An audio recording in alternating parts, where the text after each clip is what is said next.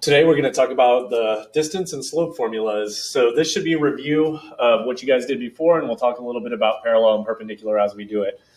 First things first, distance formula is right here. It's a big square root of x2 minus x1 squared plus y2 minus y1 squared. Slope is the rise over the run, which is y2 minus y1 over x2 minus x1.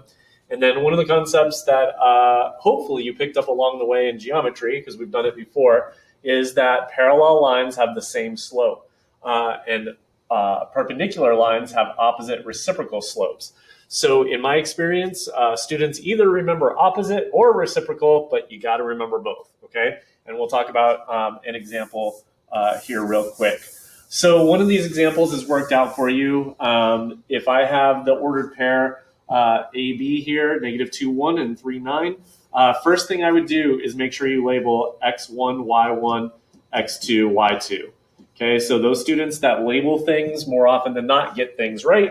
So the formula says y2, so they actually did y's first. It really doesn't matter. You can do x's first or y's first. y2 minus y1, so that'd be 9 minus 1, that's right here, squared. And then x2 minus x1, 3 minus negative 2. So one of the things you got to learn how to do is either remember those rules for subtracting a negative becomes a positive, or you just type it all in your calculator and let your calculator handle it. So in this case, it becomes 8 squared plus 5 squared, which is square root of 89. So I would just leave it just like that. If you can simplify the square root, fine. Or you could get a decimal by typing it into your calculator. So it depends on how the answer should be written. This is exact form, no rounding, and then if you type that in your calculator, you're going to get a rounded answer. Slope, pretty straightforward, always y2 minus y1 over x2 minus x1. So again, you guys are going to kind of see the 9 minus 1, y2 minus y1, that's right there, x2 minus x1, right there. So you're going to use the same thing in both formulas, except this is a fraction. It's y2 minus y1 over x2 minus x1. So in this case, just like we got the 8 and 5 earlier, this time it would be 8 over 5. So the slope of that line, AB, is 8 over 5. And then you're going to reduce it and leave it as an improper fraction. Don't make it a mixed number or anything like that, okay? So here's the deal with parallel and perpendicular lines. Parallel should be super, super easy. Whatever you get for this slope, it's the same thing for a parallel line. And you guys just think about what slope is. Slope is the steepness of a line. So if I have two parallel lines, they're going to have the exact same steepness or the exact same rise over run, okay? Perpendicular, there's a rule for that. It's opposite reciprocal. Opposite means opposite sign. So if it's positive, make it negative. If it's negative, make it positive. And reciprocal, another word for that is flip. Okay, so we're going to take this positive 8/5, and the first thing we're going to do is make it negative. And then the second thing we're going to do is take this and flip it. 8/5 becomes 5/8. Okay, so your perpendicular slope or opposite reciprocal slope would be negative 5/8. So let's just run through another example. I'll do one of these with you, and then you guys need to do the rest of this worksheet here.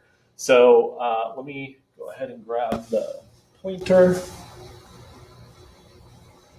Okay, so this first example here, again, I'm going to label my x1, y1, and then x2, y2, and then follow the formula. So it doesn't matter if you do your x's or y's first in this case, but the distance equals, we'll go with the formula up above and do the x's first.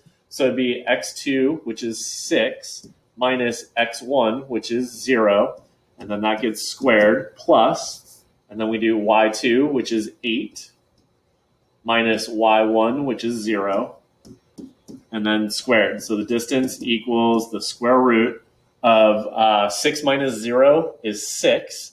So that's 6 squared, which is 36, plus 8 minus 0 is 8, and 8 squared is 64. So what's that? Square root of 100, which equals 10.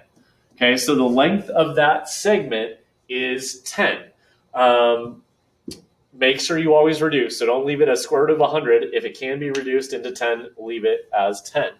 So slope, we do y2 minus y1. So we're going to see the same numbers here. y2 minus y1 is 8 minus 0 up top over x2 minus x1, 6 minus 0 on the bottom. So that gives us 8 over 6, which reduces to 4 over 3. All right, so our slope is 4/3. So if a line has the same slope as this line, it would also have a slope of 4/3. So parallel means you just keep it, okay? And perpendicular is the opposite reciprocal. So since it's positive 4/3, we're going to have negatives. We switch the sign, and then 4 over 3, when we flip it, is negative 3/4. That would be the perpendicular slope right there.